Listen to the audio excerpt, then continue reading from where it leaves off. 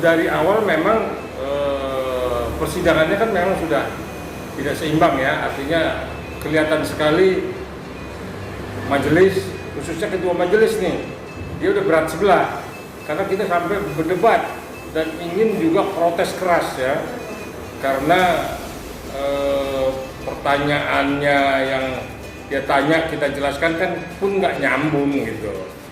Nah jadi dengan kita diputus begitu kita udah nggak aneh, tidak kaget lagi ya, karena memang sejak awal sampai akhir putusan kelihatan sekali itu berat sebelah. Kedua, si Hotman Paris itu pagi-pagi sudah mengundang media untuk meliput hasil putusan, artinya mungkin dia sudah tahu putusannya akan majelis pro ke sana.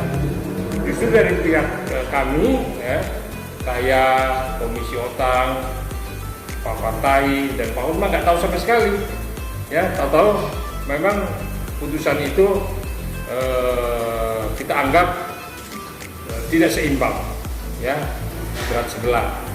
Tapi kita tidak sedih ya, biasa lah itu ya, kan ada putusan pertama juga ada banding, akhirnya kita nyatakan banding ya, kita protes keras, kita nyatakan banding bahwa majelis yang dipimpin oleh JS ya itu tidak fair dan berat sebelah.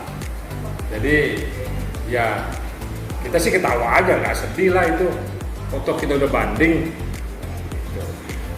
Banding yang jelas kan majelisnya akan di Dewan Pimpinan Pusat Kehormatan Peradi ya. Jadi di Peradi Pusat itulah nanti majelisnya dibentuk lagi untuk memeriksa banding kita gitu. Jadi nanti kelihatan dari pengajuan banding kita itu terlihat jelas kok.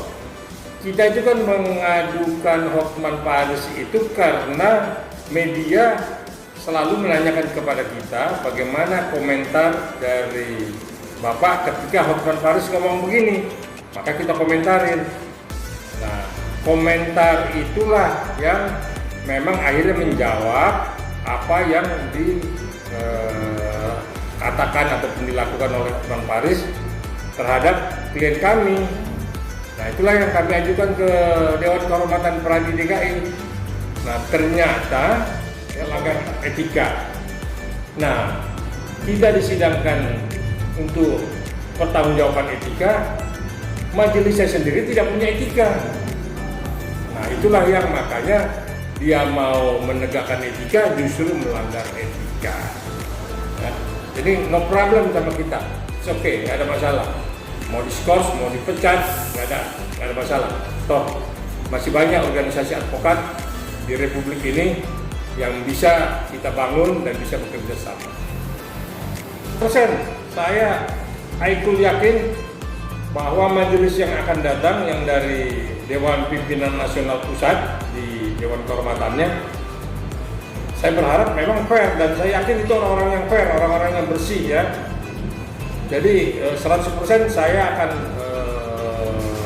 Aikul yakin bahwa apa yang kita lakukan itu tidak melanggar kode etik. Justru apa yang dilakukan sebelah melanggar kode etik.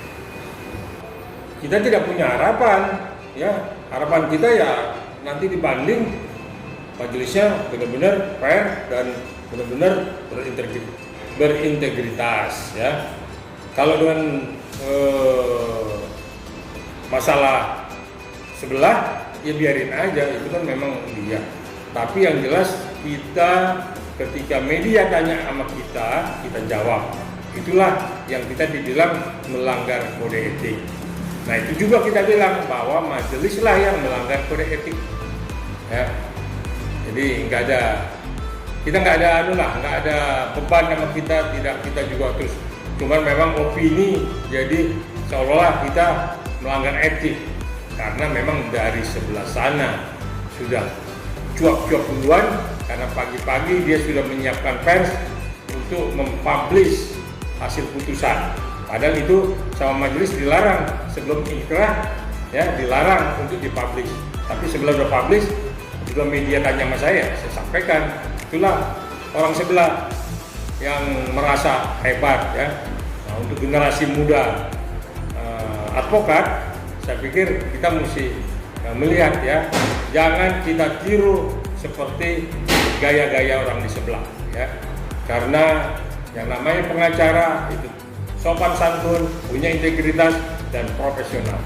Itulah untuk generasi muda advokat yang memang sekarang sudah mulai tumbuh dan berkembang ya.